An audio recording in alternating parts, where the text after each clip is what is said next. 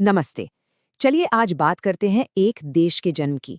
एक ऐसा देश जिसका जन्म हुआ आज़ादी की खुशी और बंटवारे के गहरे जख्मों के बीच। ये कहानी है मॉडर्न इंडिया की, जो उम्मीद और मुश्किलों दोनों की आग में तपकर बना। तो आइए इस इनक्रेडिबल सफर को समझते हैं। 15 अगस्त 1947 एक ऐसी तारीख जिसे कोई नहीं भूल सकता। करीब करीब 200 साल की ब्रिटिश हुकूमत के बाद भारत आखिरकार आज़ाद था। ये एक नए दौर की सुबह थी, जिसे अनगिनत कुर्बानियों के बाद हासिल किया गया था। पर इस सुबह की एक बहुत बड़ी कीमत चुकानी पड़ी। जी हाँ, आज़ादी की सुबह पर एक बहुत गहरी परछाई थी। जश्न तो था, लेकिन साथ में था बंटवारे का वो दर्द जिसे सहा नहीं जा सकता था। एक ऐसी ट्रेजेडी जिसने इस पूरे सब कॉन्टिनेंट को हमेशा के लिए बदल कर रख दिया। तो चलिए, सबसे पहले आज़ादी और बंटवारे की इस दर्दनाक शुरुआत को ही समझते हैं। ये आज़ादी एक कड़वी जीत थी। यह सब नतीजा था अंग्रेज़ों की उस डिवाइड एंड रूल पॉलिसी का, जिसने सदियों से साथ रह रहे लोगों को ही एक दूसरे का दुश्मन बना दिया था। इस बंटवारे ने ब्रिटिश इंडिया को नक्शे पर ही दो हिस्सों में बांट दिया। तो हुआ ये कि उत्तर पश्चिमी सीमांत प्रांत, पश्चिमी पंजाब, सिंध, बलूचिस्तान और पूर्वी बंगाल को मिलाकर एक नया देश बनाया गया, पाकिस्तान। और जो बाकी हिस्सा बचा वो बना हिंदुस्तान। लेकिन इसका जो असर इंसानों पर पड़ा, वो सोच से भी परे था। रातों रात लाखों हिंदुओं और सिखों को नए बने पाकिस्तान से भागकर भारत आना पड़ा, और लाखों मुसलमान उल्टी दिशा में, यानी भारत से पाकिस्तान गए। इतिहास में इतने कम वक्त में इतने बड़े पैमाने पर लोगों को अपनी जड़ें छोड़कर कहीं और जाना पड़े, ऐसा कभी नहीं हुआ था। इस अफरा तफरी में पीढ़ियों का भाईचारा खत्म हो गया और उसकी जगह ले ली मजहबी नफरत ने, जिसकी वजह से दोनों तरफ भयानक हिंसा हुई, आगजनी हुई।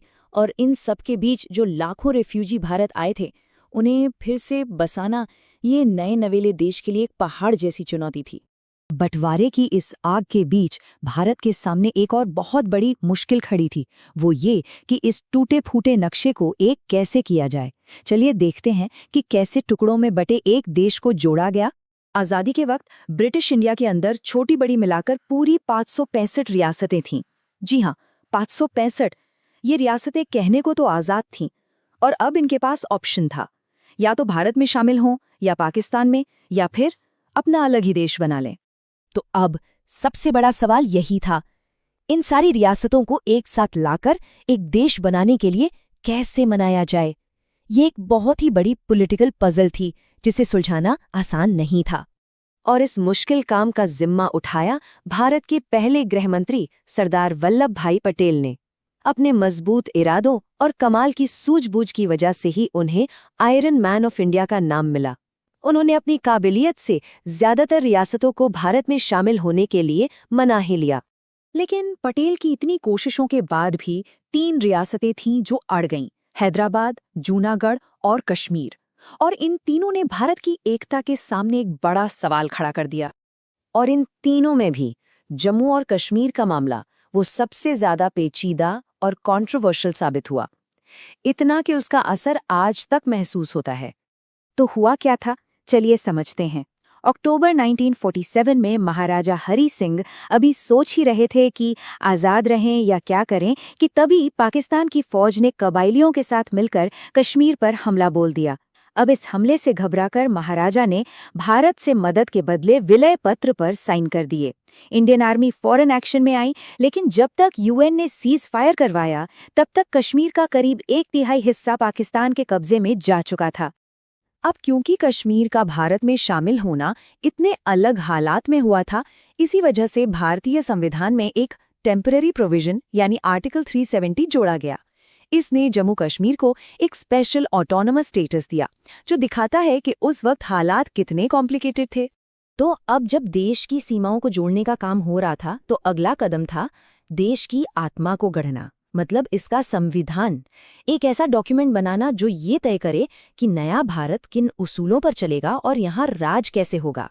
तो संविधान आखिर होता क्या है, एकदम सिंपल भाषा में समझे तो ये रूल्स और लॉज की एक किताब है जो बताती है कि कोई देश कैसे चलेगा। यही किताब तय करती है कि सरकार के पास कितनी पावर होगी और हम नागरिकों के क्या हक होंगे। अब इतना बड़ा काम करने के लिए एक कॉन्स्टिट्यूएंट असेंबली बनाई गई। इसकी पहली मीटिंग हुई 9 दिसंबर 1946 को। फिर खूब बहस और चर्चा के बाद 26 नवंबर 1949 को हमारा संविधान बनकर तैयार हो गया और फाइनली 26 जनवरी 1950 को इसे लागू कर दिया गया।